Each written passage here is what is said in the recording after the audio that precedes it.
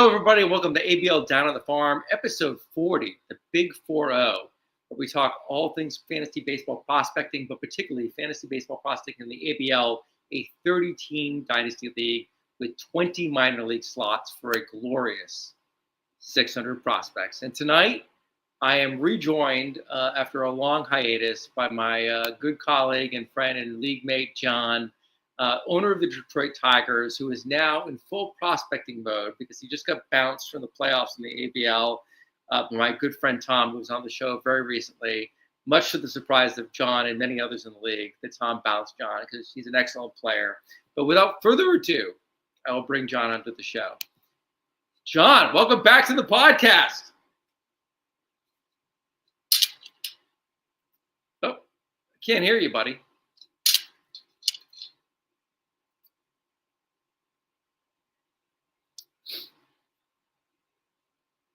John was so good on the ABL playoffs that he's gone mute. That's right. There you go. All right. Hey, John. Welcome back to the show. Right. We're all good. Thanks. We're all good. Yeah. The best circumstances, right? Like right after coming off of a super predictable loss. Well, you know what? We're gonna tie this in later in the show tonight about going for it and trying to make a run in the playoffs in the ABL, because you and I were kibitzing before the show last year. I think the two of us met in the American League Championship Series, and you beat me in that series and went to the World Series, right? And it's really hard to make a run in the playoffs, and you end up trading a lot of good prospects sometimes to load up, to make that push for the playoffs. And so later in the show, we're going to talk about the ones that got away, the deals that you make that you regret. You make them for win now, but later on, you're like, well, whoops, or maybe that wasn't such a good idea, right? Yeah. We'll talk about that a little later in the show. But, very glad to have you back on. We're going to talk Ethan Salas, Theo Gillen, and Paulino Santana, who are three prospects that you own in ABL. And they're prospects that I've been following very closely over the years. I have many Theo Gillen shares, and I previewed him at the beginning of the year as a guy I really liked going into the first-year player draft, so I want to talk about him. But let's start first talking about a guy who I think is probably everybody's favorite whipping post right now, and that is Ethan Salas. You happen to own in the ABL, and every time I have somebody on here, well, not every time, I'm exaggerating, but often, people come in to the show and they list Ethan Salas as their fade, right? And there's no question that poor Ethan has struggled mightily, right? Yep. I have put on the right of this slide here his stats, which leave a lot to be desired. And what is really interesting about Ethan is the information on the left, which are his scouting grades, and his frame and his age to level, which are actually quite remarkable, right? Yep. And so we have a disconnect between what we were seeing and what we've been told was going to happen. Yeah. And so I have some reflections on that myself, but I'm very interested to hear what you have to say as an owner of Ethan Salas in the context of a 30-team Dynasty league. Right? Yeah. You got him. What are you going to do with this guy? Well, I mean, I'm going to sit on him, obviously. I can't, at this point, he seems like an absolute, it would be a trap to sell low, right? There is clearly talent in there. Whether or not it actually gets developed, whether or not they destroyed him by promoting him to AA at the age of 12 or whatever, remains to be seen. But I do think that one of the things that I feel like I've seen in the last couple of years, especially, is where a prospect will rocket up lists based on flashing a bunch of talent, oftentimes at a low level, and then they'll struggle. And the struggle should be predictable, right? The opposition gets more difficult over time. And one of the things that I've heard from scouts, not I have friends who are scouts, but on podcasts where scouts are, is that you want to see a kid fail. You want to see a kid struggle and then overcome it, because then it can be sort of more sustainable or more believable because they've been tested and they found a way to adapt and overcome whatever was happening. And I think that path is still possible for Salas. I think, especially at that age, it seems like we see it even more with pitchers where they fire up lists based on stuff or whatever, and then everybody kind of freaks out when an 18-year-old isn't amazing, and then they eventually start creeping back up after a couple of years, or a team finally is like, all right, well, you haven't been doing it in the minor leagues, but we'll throw you into the fire in the bigs, and they actually do well because they were bored or needed to be challenged or whatever.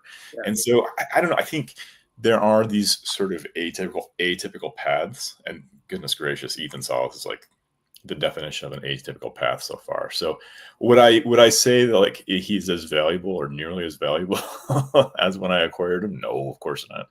But and I mean Carson Williams was the secondary piece in that trade, and he's very much not the secondary piece now. Salas is in the backseat. But I don't know. I'm happy to sit on him and see what happens, and hopefully he's more promising than like a Christian Robinson or something like that. Right. Who you also have rostered. I think he's like $19 on your roster, right? Are we gonna it's got to be way up there. Yeah. If he ever, I'm still waiting on that boom. Are we going to see a cut? At this point, it's basically out of stubbornness. No, I think. Yeah. All right. Yeah. That's it. My advice is to cut him. At $19. I just get these warm, fuzzy thoughts of season 1 ABL auction when I paid like, I don't know, $13 for him or whatever I paid. Yeah. Yeah. I think that ship has sailed. But I'm not sure that the ship has sailed on Ethan Salas. That's good. So let me talk about Ethan. So like, I think at the very least you're sitting on an asset that could be an average regular catcher, right? At the very least. Yep. I think his defense is good enough. There's a reason why all these very well respected scouts have graded him so high. And a lot of that has to do with his defense, right? Which for a catcher is an important component of playing time. Yep. All right. Now, that's not necessarily what you want to hear as somebody who's like acquired him, has been holding him for a long time. But in a 30-team league, Dynasty, league, he may return value. Right? A starting catcher who gets minutes is valuable. I'll take it. Yeah. So he may end up getting a lot of playing time and get the at bats that you need to generate points. It's a points league, right? So at bats are important. And then there are also like these little wisps of things that interest me, right? So you see his walk rate on the screen here, right? It's a good walk rate. It's gone up this year, right? The strikeout rate is holding, right? He is 19 years old in Double A, okay? This is not Sam Basayo kind of excitement over the guy. But am I ready to write this kid off entirely? No.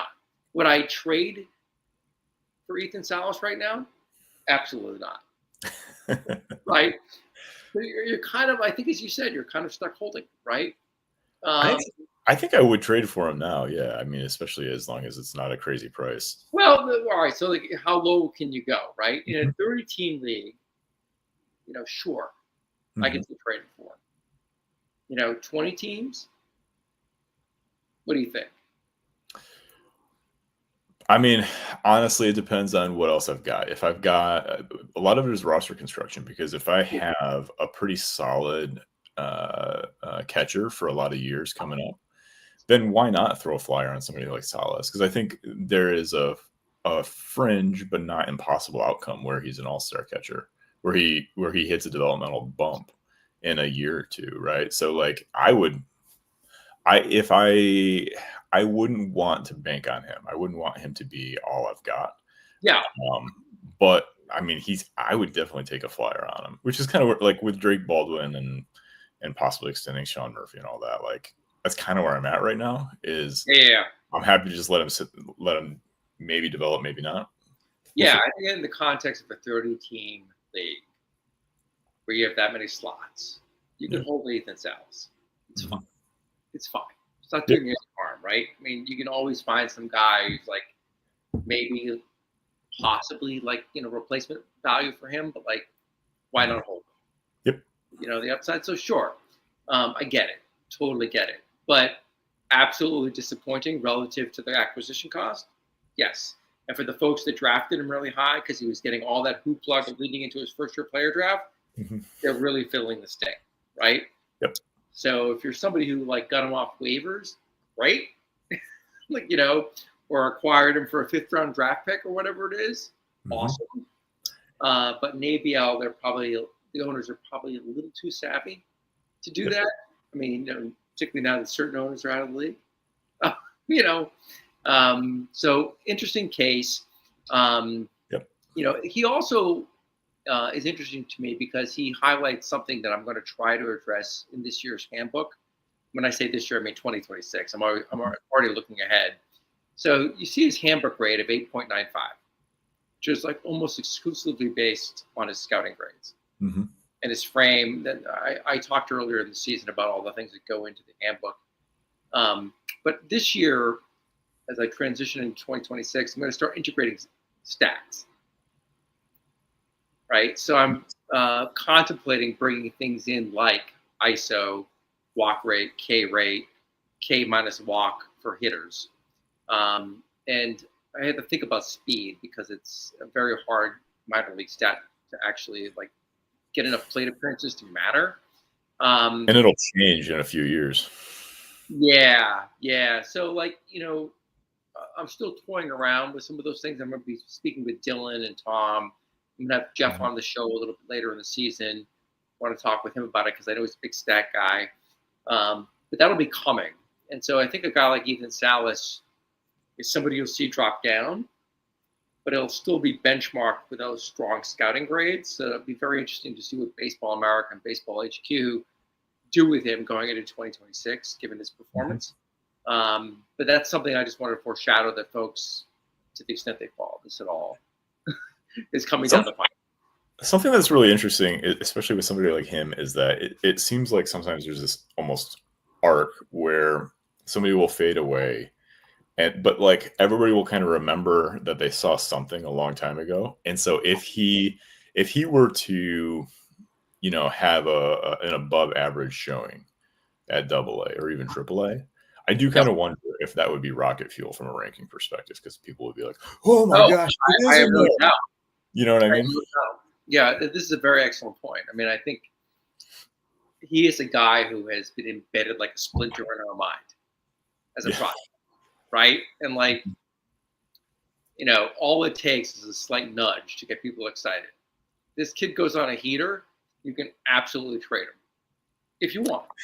Yeah. Right? I mean, that's all it takes. It's like, the one like, short sprint over like the first few months of the season, you could deal with this kid. And the Padres may deal it because the Padres are insane. Well, I mean, prospects, right? I mean, like, this kid may be like dealt to whatever team, like, in a heartbeat, and he could end up, having a wonderful career. Who knows?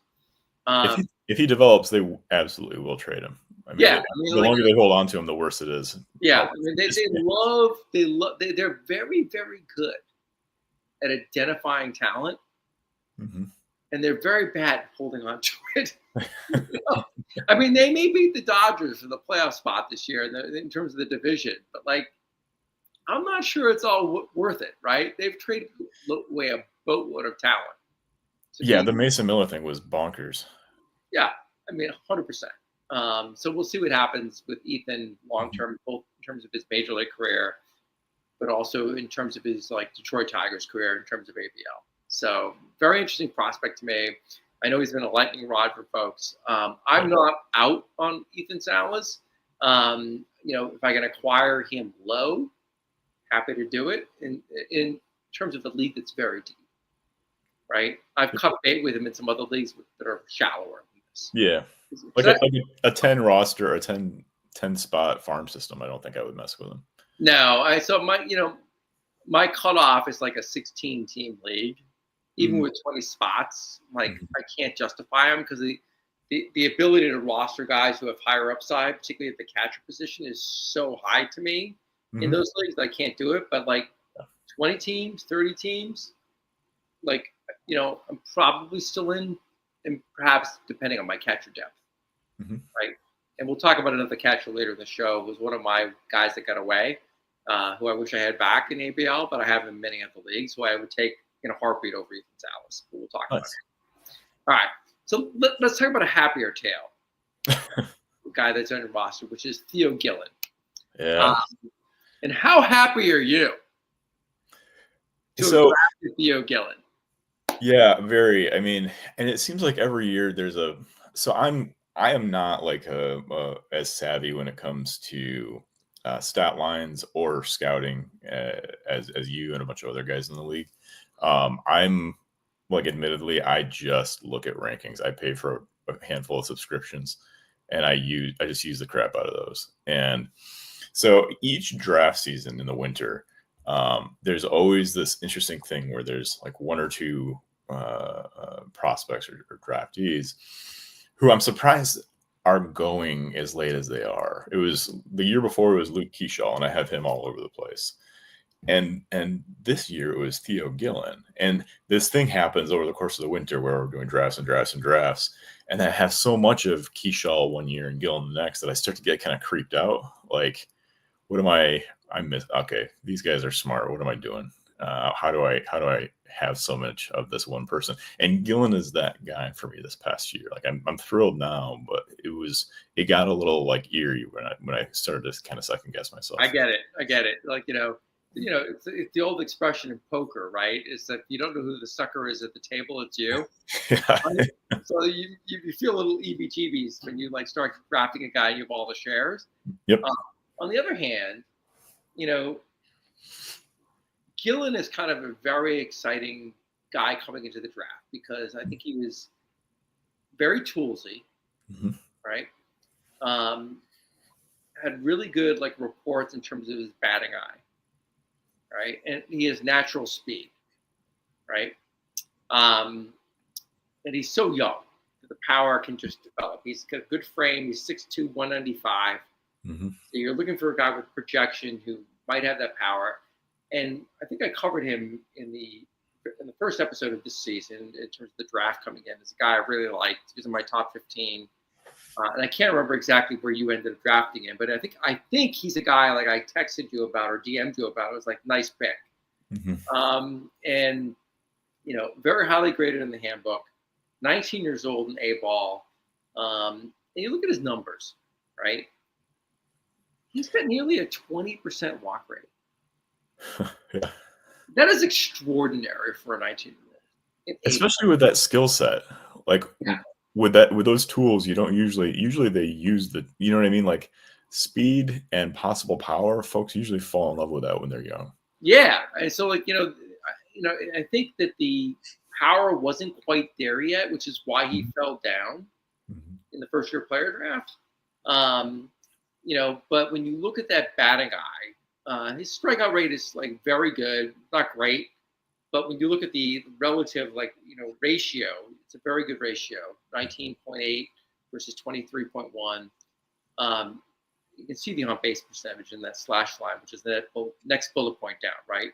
Mm-hmm. Very impressive. 433. You would like to see that slugging percentage higher. You'd like to see that ISO higher, right? Now he's got 36 stolen bases. Yeah. The kid can run. That RWC, the weighted RWC plus, Mm-hmm. I like that. Yep. Like and that. The power at that age, though, like coming out of high school. Yeah. I mean, like Riley Green was like this. You know what I mean? Yeah. No, so he like embodies the kind of prospect that I really like, right? At this age, because like you can still probably acquire him in a lot of leagues because he hasn't shown the pop. But when you look at his frame and you look at his age and the projection, the growth that's going to happen, and the plate discipline, I put his chase rate down there, 14.8% chase rate. And the Rays. Yeah. He's got a really good org. Yeah. Open prospects. No, I agree. The kid can hit. Yeah. Right. And if you believe the power can come, I put the quote from Baseball America on the right. I could see this kid blowing up next year. Yeah. And you know, what's interesting too is like with him, the plate skills make me think that he's a high floor player, even if the sort of sexy stuff doesn't develop. I'd be pretty stunned if he didn't end up being a regular. You know what I mean? As a big leaguer, I think Oh, he's 100%. everything there, right? Well, Like this he kid's just gonna play. This kid yeah, is going to play in the majors. yeah. Which is what we said about like Something insane.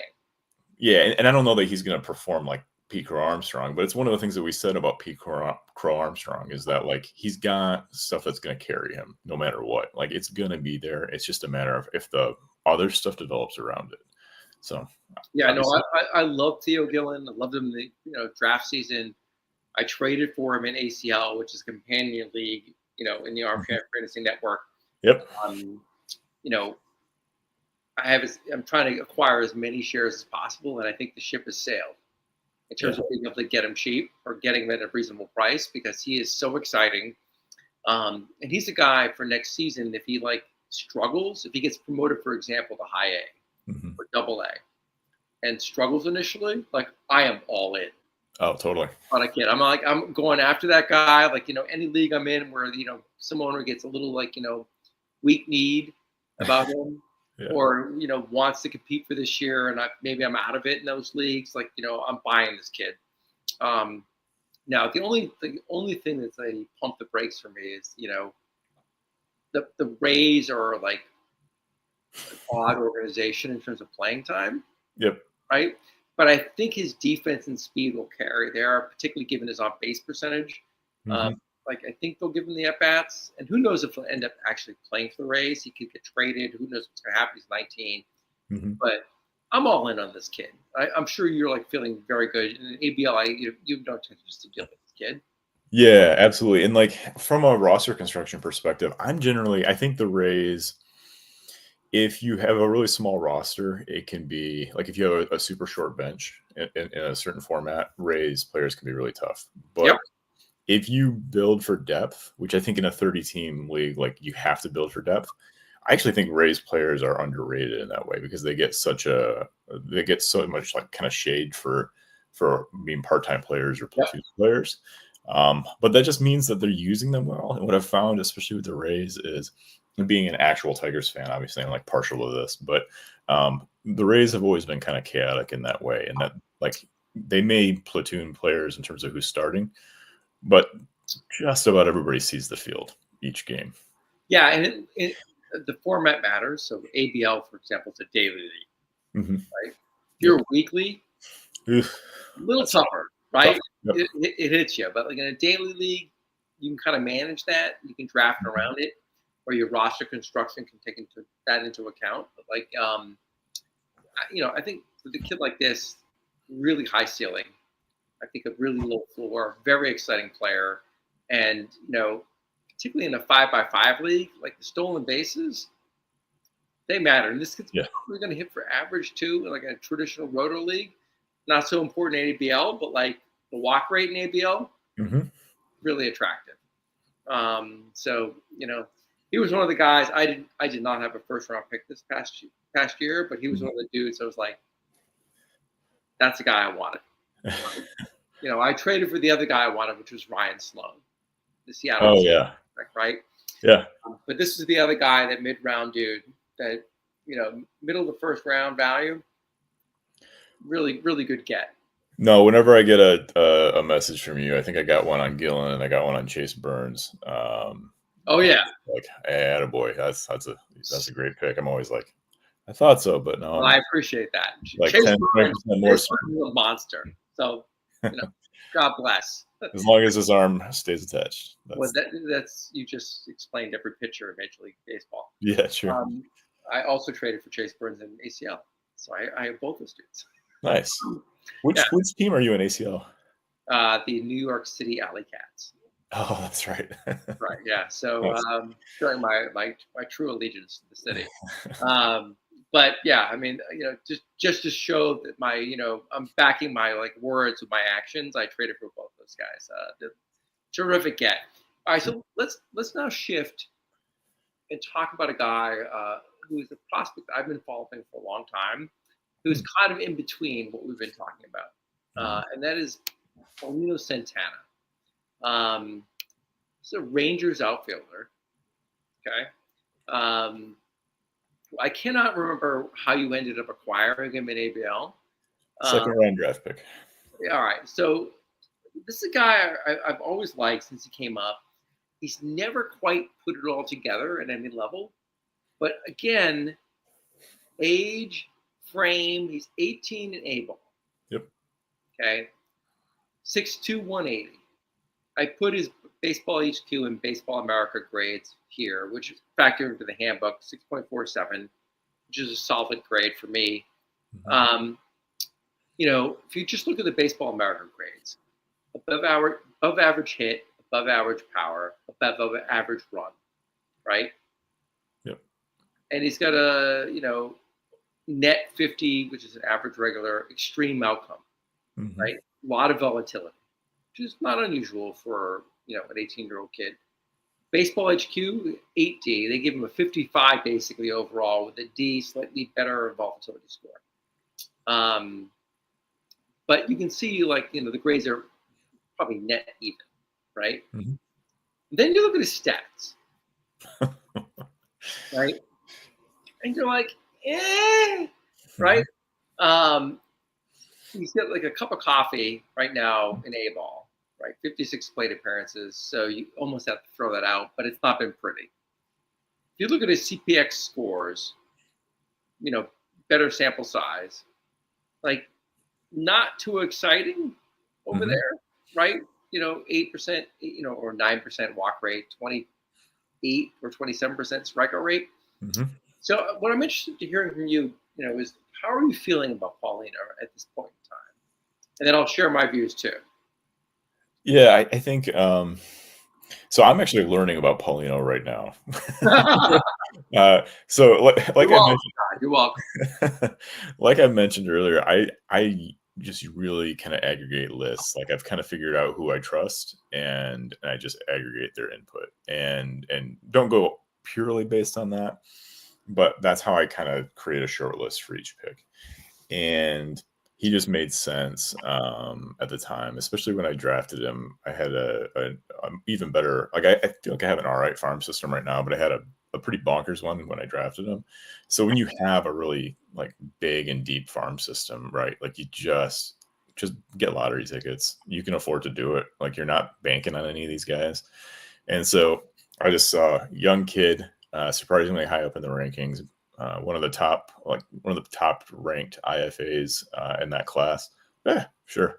I'll throw a pick at that and just see what happens. Yep. And I think he's young. Who knows? It's entirely like I can see a world where I cut him in a few months. I can see a world where he blows up and he's top 50. Yep. And I'll take that all day long. What's interesting too is that like he's in a kind of a weird spot where I am getting a little nervous about him because he has, despite his performance for a while there, he was holding his spot on lists. But then about a month ago, I started to see him just crater. And I don't know if that's people just losing faith based on the performance metrics or if they're seeing something. You know what I mean? Yep. I just don't know. So I am not as so somebody like Salas, I'm far less concerned about. Somebody like Santana, like I just is a mystery box. I'll hang on to him as long as it makes sense. But um, Yeah. So I'll play devil's advocate for a second, right? yeah, So like Salas is the guy on your roster I would target. No, I'm sorry, Santana is, right? okay, Salas is not, right? So Santana, you can start to see the cracks in people's confidence, hmm right? yeah, And I think he is a guy that was acquired in most instances for less acquisition cost. hmm And the upside in a 30-team league is potentially like meaningful. hmm I wouldn't say it's significant, but meaningful, yep, right? So if I made a run at you for Santana, like it's a much easier conversation than Ethan Salas. Let's put it that way, right? Yeah, it is. Right. So like, you look at these, numbers. You're like, all right, there's nothing sexy here. Like, what draft pick do I have to give up Hmm. to get Santana at this point?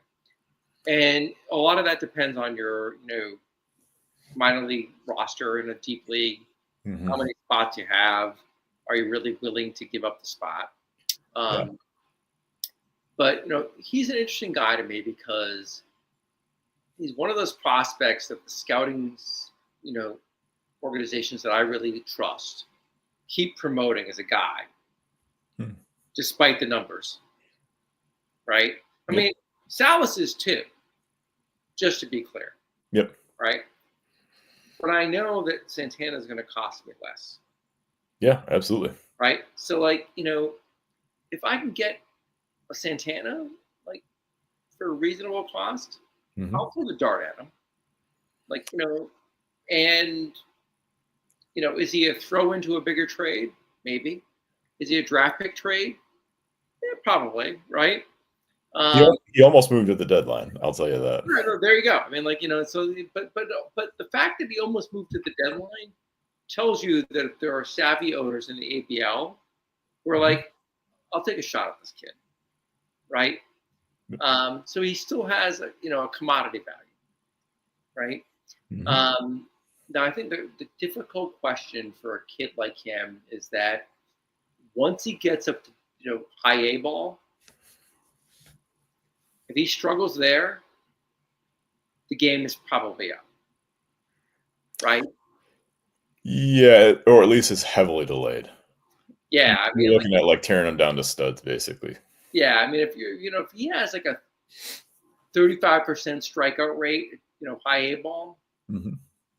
you're not feeling good about that guy, right? Because he's gonna be 19 going into that year. You're like, you know, what am I getting? And his, I mean, if you look at his walk rate, 5.4% at A ball. I mean, Yeah. granted, 56 plate appearances, it's like nothing. Mhm. Okay, uh, but we're only looking at like 8.8 in CPX, right? Yep. So, he's a dude that I'm really watching going into spring training next year. Um, and if I can acquire him for next to nothing, maybe I'll pull the trigger. But if he struggles, like at the beginning of the year, no. And if I'm holding him and he struggles, I'm not going to get anything for Yeah. him, So, right? yeah, there's an interesting dynamic here where, like, I am probably gonna be quicker to give up on somebody like Santana than and obviously Gillen is a different story, but Oh if yeah, if Santana, um, was a high schooler, yep.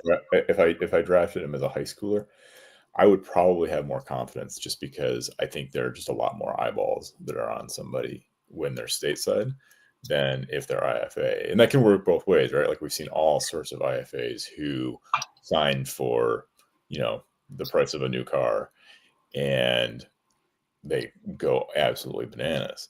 And so that's part of sort of my confidence level with somebody like him as opposed to a player who again I like understand that. I understand that. So what I would say about Santana that still keeps me interested Mhm, are those Baseball America grades that are on the screen, mhm.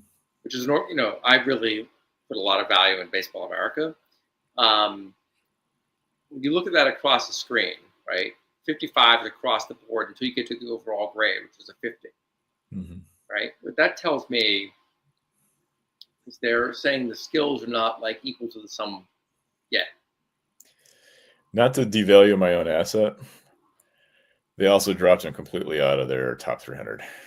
Yeah, And their most recent, you know what I mean? So it's like that's the thing that has me a little concerned is that like, yeah, you no, I know, hear that. So this is why I don't put a lot of weight on rankings, like, and why I focus on both stats and grades, gotcha. right? Because so he is a dude who's going to fall down a lot of rankings right now because he has done nothing. If you look on the right hand side of that screen, he has done nothing to excite anybody. And when you have the first year player draft kick in, as just happened recently, you have a shuffling of all the ranking scores and like prospects that people were kind of like, interested in, but haven't necessarily excited them now. They drop down. Especially this kind of draft that is huge in the midsection. Yeah. So you have like a buying opportunity, I think, as an owner in a fantasy dynasty league. And, these are the kind of players I target. It's Paulino Santana. Well, you may have a game partner here. There you go. I mean, these are guys. I mean, we can do a trade right now if you want. You asked earlier what draft pick would I want. I kind of wrestled with that while we were talking. I might do a third at this point. See, I was going to offer 4. I know that wouldn't make sense for me. But we're not that far off. We're not that far off, right? Like a third and a 4. You're like, I'm interested, right? Yep. So, I think the challenge in ABL at least is I have a very deep farm system, right? So I have to justify keeping him for a third. So I will look at my roster if I want to trade a third for him. I'll do that because I have a third for this upcoming draft. Okay. A 4 I would do in a heartbeat. I can't do a 4. Right, there you go. All right, so like I get it. So like this is the guy that interests me though, right? And I think that's kind of where he is as a prospect.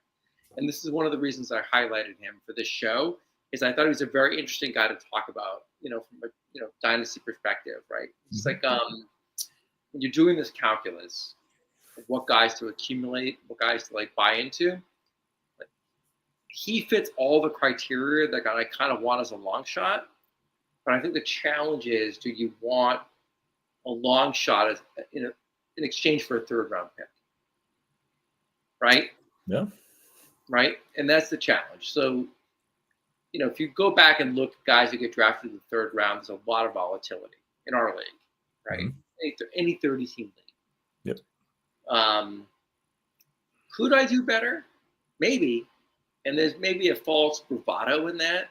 We all think, like, I can scout these guys and like find somebody who's better than, X, Y, and Z. But maybe we don't know what we're talking about. Maybe we're all Jon Snow. Truthfully, a lot of that for me, the third round thing, is because my understanding is this draft class sucks at the top, but is deep. Right. And so I'm thinking that mid round picks are going to be probably 15% more valuable than other years. Well, and that could be. So like, I'll give it some thought, John. Excellent. I will do that. I will try not to wimp out if you agree. There you go. All right, there you go. Because I've never had an actual prospect trade on the show, but that would be fun. But, Santana is an interesting dude to me because he's a guy I've followed for a long time. I've cup bait with him in a lot of leagues. I actually don't think I have a share right now. That actually could be fun. Look, if you really wanted him, you could pony up somebody like Yuri Perez. Well, we're going to talk about him in a hot second. Yeah, I know. No. All right. So let's transition now that you brought it up. Yeah. So let's talk about the ones that got away. Yep. All right. So this is your suggestion overall about talking about deadline deals and the trades you make when you're dealing prospects in a dynasty league for win now. And the seller's remorse, if you will, that you end up having. And the sting is greatest when you've been eliminated after having made the deals, right? And I've been there, you've been there. Many of us have had these experiences. Some people are like perfectly happy to keep doing it year after year, right? So the question that I have for you as we go through this discussion is, what have you learned? And I'll share what I've learned in this process. And I think the first guy we're going to talk about is my guy, which is Yuri Perez, who, you had when I joined the ABL, right? And I was rebuilding my team. And this is like 2021. And, it's like, you were in the playoffs, you were going for it. It was like, I had Tony Gonsolin on a $12 contract. who could help you then, like in the playoffs. Yeah. Guy who was in his own right a very nice prospect. Yep. Not the ceiling of a Yuri Perez, but very well regarded Dodgers prospect. And you decided to make that deal. And you and I didn't have any kind of real dealings at that point together, and like we were just, talking, and ended up bringing this to fruition. Obviously, in retrospect, it didn't work out for you that year, and Gonsolin has been a disaster in terms of his injuries and his performance, and who knows what's going to happen with him. And Yuri Perez, who's had his own injuries, but is now back and has an enormous upside, and is an interesting guy to have as a pitcher in the ABL. And I think one of the things that is interesting to me about this trade is that it was made very early on in the ABL, where perhaps neither one of us really had a full grasp of the economics. Yep. Right. That's right. So let's talk about that, because Yuri Perez, obviously, when you traded him to me, he was $1, and Gonsolin was 12, and now we're at a point many years later where Perez is up, and I have him at $7 because of the arbitration rules, but I have a chance to extend him now.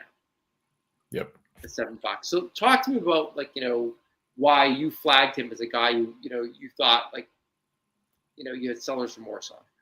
Yeah. So at the time, I was really lucky in that I think I just saw an alert or an email or something, and I snagged Yuri in most of my leagues. So it was one of those situations where I had a ton of them, and I was also just frankly not as I was worse at it than I am now, believe it or not. So I think I didn't, I mentioned earlier that I use a lot of lists.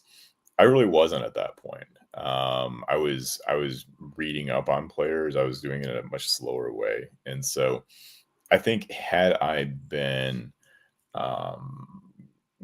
better, had I been more savvy at that time about understanding people's players' sort of value as it changes over the course of the season, that I don't think I would have made that deal. I also, and this is interesting given what I just said, I was also very, very confident in my ability to restock my farm, and I still am. But what I saw there was I thought Gonsolin was going to be excellent. I thought I was going to have him for quite a while. And I thought that Perez had a chance to be fantastic, but I saw a young pitcher who had a chance to be fantastic. And my goodness, is that, how many times have we seen that story? So I figured, well, all these things come together. I can probably go and get myself more Yuris. So I'll just do this deal. And if I remember correctly, that was the year when we didn't have a salary cap. So I was just going completely bonkers. And yep. It was. So that was the first year I joined ABL. And, very basically right before the trade deadline. Yeah. And that was one of my rare, I actually don't think I've made very many true win now deals. I tried not to, but that one absolutely was. There's no two ways about it. That one was. So yeah, I think there's another deal that we're going to be talking about, and I don't know which one was dumber in retrospect. Yeah. So we'll get to that deal in a hot second. But just to pause, on Yuri, Yuri's a guy that I've talked about on the show many times, who I've been in on from the very beginning, who I absolutely adore and love, as everybody knows. Right. So I was thrilled when I was able to acquire him, and it was really an opportunistic ask. I think I just DM Joe was hey, would you move Yuri Perez? And I think it's a function of, first of all, let me preface this by saying, did I have some crystal ball? No. Is Yuri Perez actually going to end up being anybody? I have no idea. Right? At this point, I think pretty good chance. I really like him. And so to me, he's one of the very rare pitching prospects that I have felt extraordinarily confident about. And that doesn't, actually mean much of anything probably with a pitching prospect. But like, I love Yuri, and more than anything else now, it's like, he's my guy.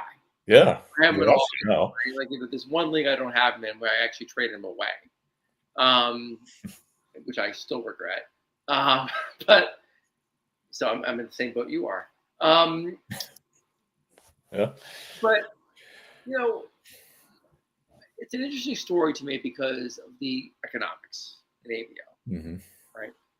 So we recently instituted this arbitration rule where we can extend a player and get a free year basically out of him. And so when your head is Tommy John, I extended him. So now I went from 3 to 7, as opposed to giving him a contract. And the economics are important as a dynasty owner, right? So particularly with prospects. So now I have the opportunity to extend him going into next year. I knew I was going to get a look-see at him, how he came back off of injury this year. And, obviously the results have been pretty good, not spectacular, which is not unexpected for a guy coming off like surgery. But in a 30-team league, I feel really good about extending him to 5. Yeah, absolutely. Right? So, when you're looking ahead, particularly somebody who took over a team in a league this deep, ended up being one of my favorite trades that I've made. But you don't say. like, honestly, like it's more than anything else that I love Yuri. Yeah. That's like he's my dude, right?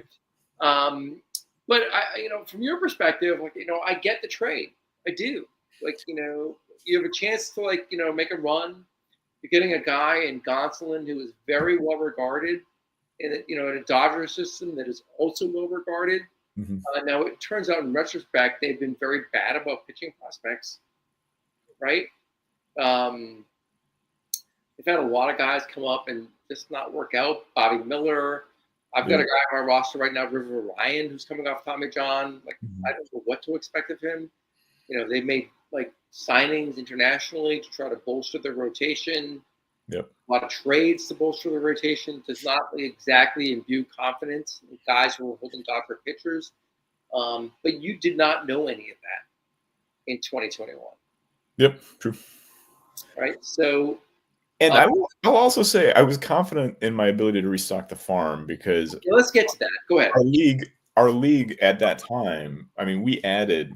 It was already very strong. Like ABL started off great, but we like the sort of, I would say, skill level of the folks who came in over this sort of ensuing year, 2 years, it just got harder and harder. And I think a lot of the new folks that came in who were really skilled, not just with prospects, but particularly with prospects, made it that much harder, which is great. It's nothing but a good thing. But I have thought a number of times, well, this is not as easy as I thought it was going to be. Yeah, I mean, like I agree with you, John. I mean, look, we'll talk about a trade I made last year that I regret. I'll sweep that in, and the ones that got away. I still like to think that I can find guys and restock the farm system, but I invariably find out that the guys that I really was convicted on going into drafts, I should have just held on. So one dude that I drafted was Robbie Snelling. And, I have him in a lot of leagues. I also reacquired him in a lot of leagues. But in ABL, I traded him. And he's bounced around. Now Duke has him, right? And and he's obviously on the precipice of his major league debut, and he's been spectacular this year. And I started reacquiring him last year because he's an interesting pitching prospect because he struggled and his value went down, dropped down in rankings. And I started reacquiring him last year in a lot of my leagues. But I knew I was not going to get him from Duke, right? Or at least not at a reasonable cost, right? So, which is not a knock on Duke. No, he's savvy. He knows what he's doing. Yeah. So, he's a guy that I really regret dealing. But going to your point of replacement value, and like, can I actually replace these guys? I'm not so sure. Like, like I can identify guys who are like interesting, and like, Yep. that can have a hot month or two, and maybe I can flip them. But I end up regretting the guys I end up flipping. And Yeah, that's how I lost Christopher Sanchez, by the way. yeah, right, right. I mean, like I end up wanting to hold these dudes, right? Yep. And we have enough roster spots where I'm much less inclined now to deal prospects than I was a year ago, and certainly more than I was 2 years ago. And just figure it out in the draft and wait for these guys to come up. Yeah, and I think it depends on your cash situation, right? Like you're in a pretty good cap situation. Oh, I am, sure. So like you can, I think that gives you a certain amount of kind of margin to play with. Yeah. I can be like reasonably competitive next year, but like I'm looking at like 2027, right? But yeah, I mean, like Robbie Stelling's another guy like that, though, right? Like I just keep seeing that narrative where 100% struggle, and then who knows? But like when he comes up, it seems likely to me that he's going to do really, really well, or he's at least going to be like solid average, and he'll slowly build.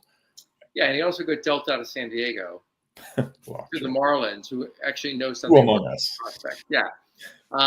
So let's move on to the other trade that you highlighted, and then I'll do one of my ones. Yeah. And this is a trade with Tom. Yeah, it's great.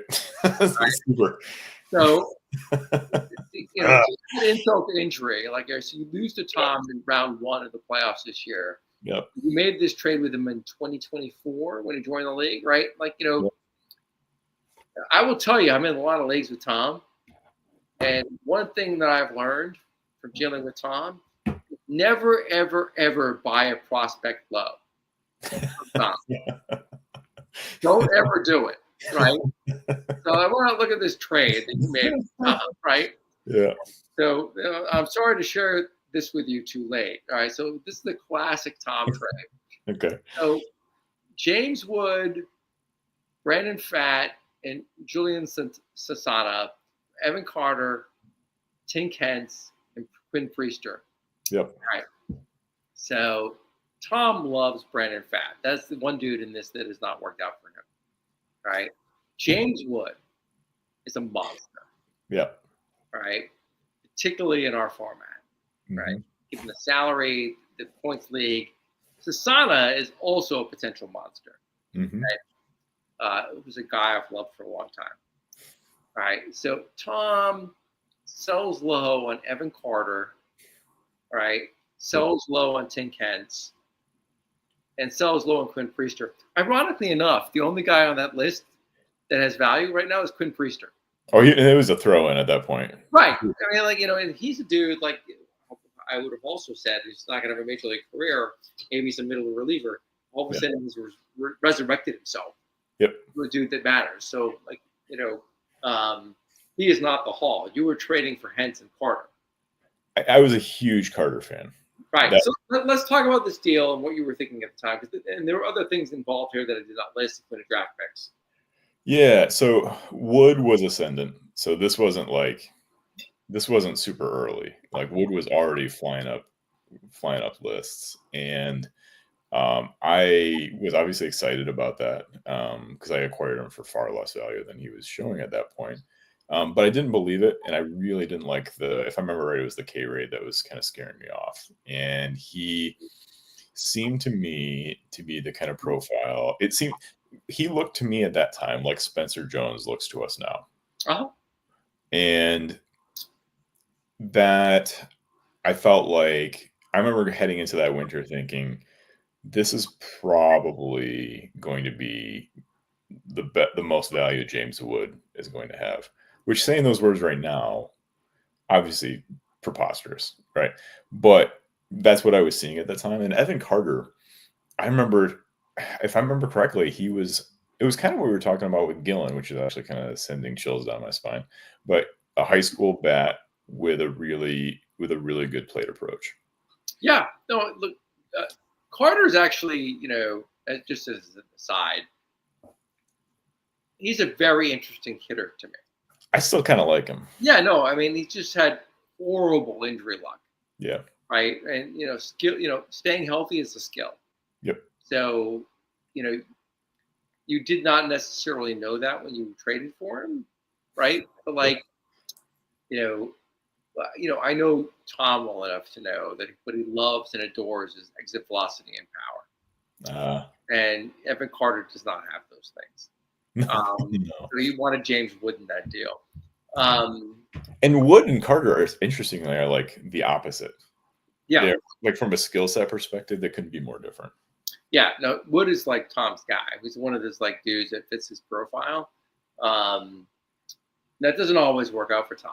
He also like loved and adored like Joey Gallo and Sano, Miguel Sano, who was even a bigger bust than Gallo. But every once in a while they hit, and James Woods has hit. Yep.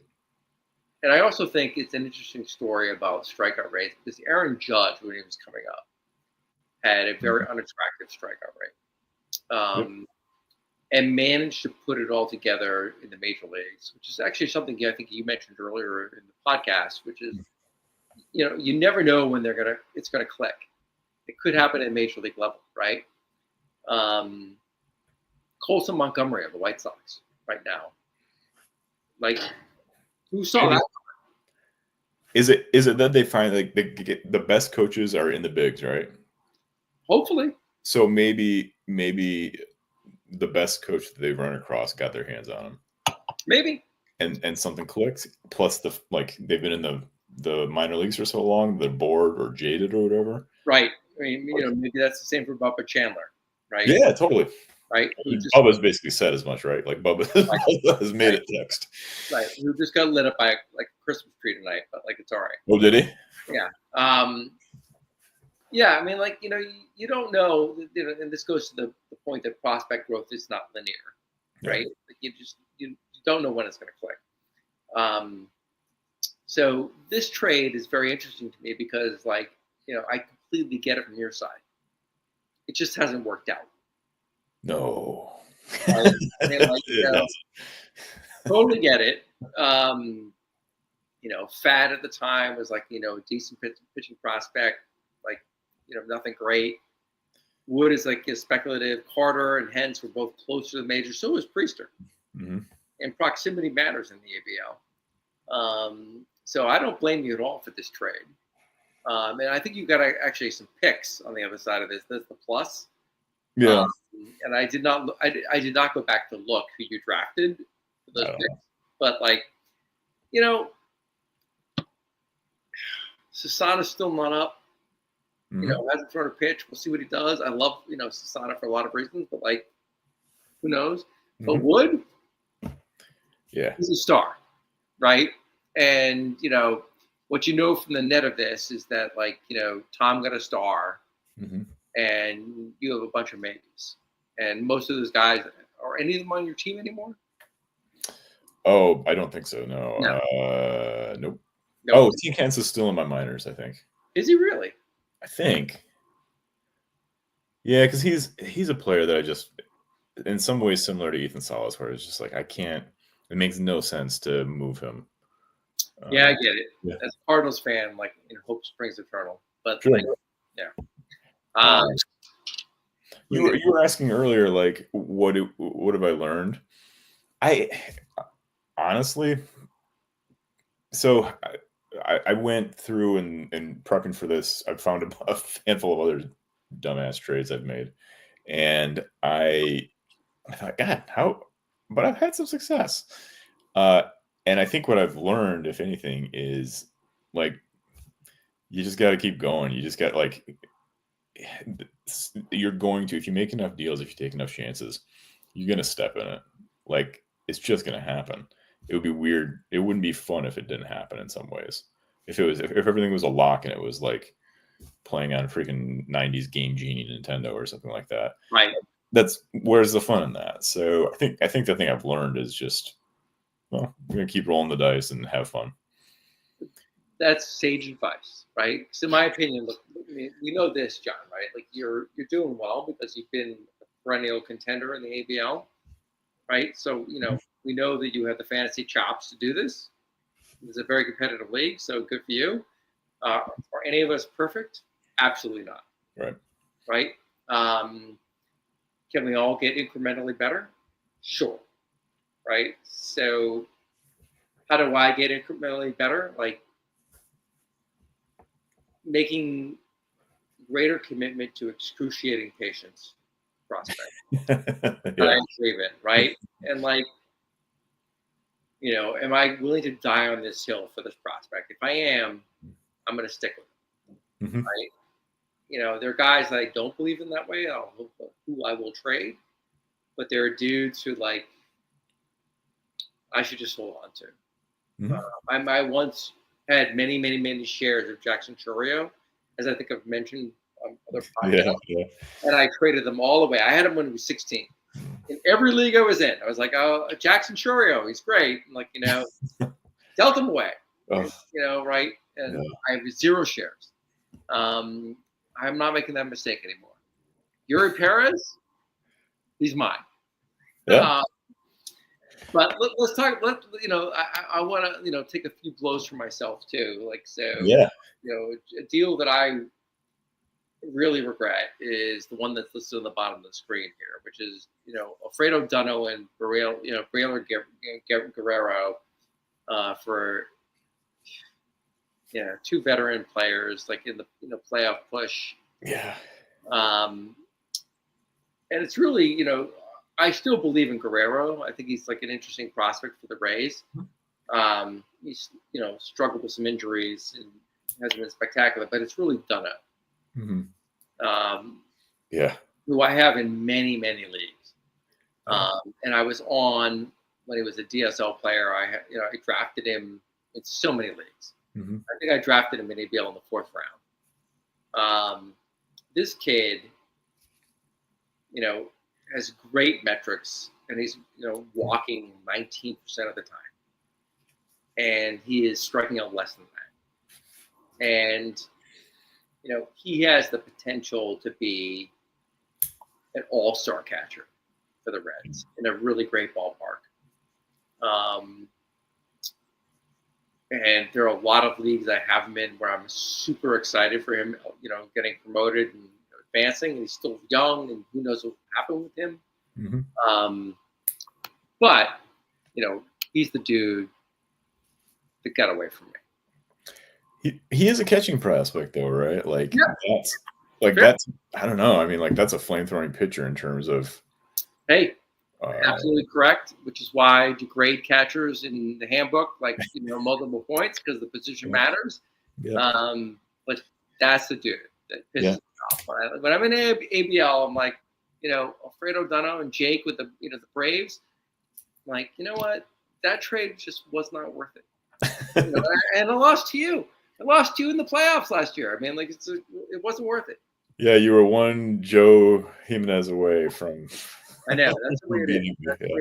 That's the way it is. Yeah. All right, so let's wrap up the show with some crushes and fades, which I always love. But I'm very interested to hear, based on your following of all these rankings, who your crushes and fades are. Yep. So there's 2. One, I'm just going to say the name, and he's so obvious. I don't know if I want to say anything else. But Ryan Waldschmidt. Sure. What's that? Yeah, sure. I get it. Oh, sorry. The way you said that, I was like, oh God, Steve has him, doesn't he? No, but I feel like he's like made for ABL. He is like, just from a skill set perspective, plate skills, but then also solid across the board. He's gonna be so much more valuable in ABL than a lot of other leagues. So he's kind of the obvious one, I feel like. The other one, though, is somebody who, and gosh, I feel like we've talked about this 4 or 5 times already now, or this sort of dynamic where, and the next person for me is Ralphie Velasquez. he cratered for a while there. Yep. For probably like 9 months. His name was sort of mud, and he was falling down prospect lists for a while. And all of a sudden, in the last, I think, couple months, he's really started climbing, and then he kind of shot up about a month ago, from what I'm seeing. And it's got to be the same thing. It's got to be where he failed and then figured it out. And now, when he comes up, I'm going to have a great deal of confidence in him. Unfortunately, I think I have like one share of him across like 15 leagues, so it's a little bit of a bummer that way. 15 leagues. Yeah. I'm not well, Steve. God bless you. No, a lot of it is sort of set it and forget it type stuff in weekly leagues. But yeah, it's it's a lot. Yeah, so I think Velasquez, I would be, if I had him, I would be pretty excited about him. That's fair. Any fades for me? Yeah, I think so I touched on Spencer Jones earlier, and I feel like he's just this tease. Like, he does these big, amazing, super exciting things for a few weeks, and everybody loses their minds. And it helps that he's in New York, right? Where like Yep. everybody's going to lose their minds. Just, it seems like everybody gets hyped a lot more quickly there. Just because I guess the size of the fan base. But so Spencer Jones is maybe an easy one, but and I actually have a few of the other guy I was going to mention, Rynel Rodriguez. Oh, sure. So I think everything looks very promising, and maybe it's like my Ethan Salas trauma or something, but young, talented prospects flying up lists, I don't know, man, like it just does not seem very reliable. Especially like the faster I see them fly up lists, the more nervous I get, because it feels a little bit like an arms race between the different analysts or scouts. So you're trading Rodriguez at this point. It's interesting because Baseball America is very, very high on Rodriguez. Yeah. And obviously, as a Cardinals fan, I would love to see him succeed and be great, right? And I think Jeff still has him in ABL. I could be mistaken about that, but I'm sure he does. Yeah. Yeah. I mean, he may have dealt him, but not the case. Yeah. I have 0 shares right now. Mostly because he's a catching prospect, and I was just not willing to make the move for catching prospect. But he has some very interesting exit velocity data, and I would not necessarily shy away from him. I think the problem that you're highlighting is that he's so hyped up right now. That the actual acquisition cost is prohibitive, right? And I don't think now is the time to move him. I think this winter is the time to move him. When everybody's bored and everybody's poring over the list, the last list that was published, and everybody's getting ready for their whatever winter trading there is. Because I don't think now he's as known as he will be. It seems like every winter there's a few prospects that everybody's kind of Sure. I mean, there's always a 20 Gosselin around the corner. So makes the deal. All right. Any other fades, or is that it? No, that's it for me. All right, cool. Well, John, listen, always a pleasure to have you on. Love to have you again. And thank you for being a good sport and talking about Yuri Perez. Who I'll try not to mention too much more as we go forward together. And hopefully it doesn't shy away from making deals with me. No. And who knows? Maybe we'll make a deal for Paulino Santana. Yeah, I'm all ears. All right. I'll look into it. All right. For everybody else watching at home, remember to ADP. Always be prospecting.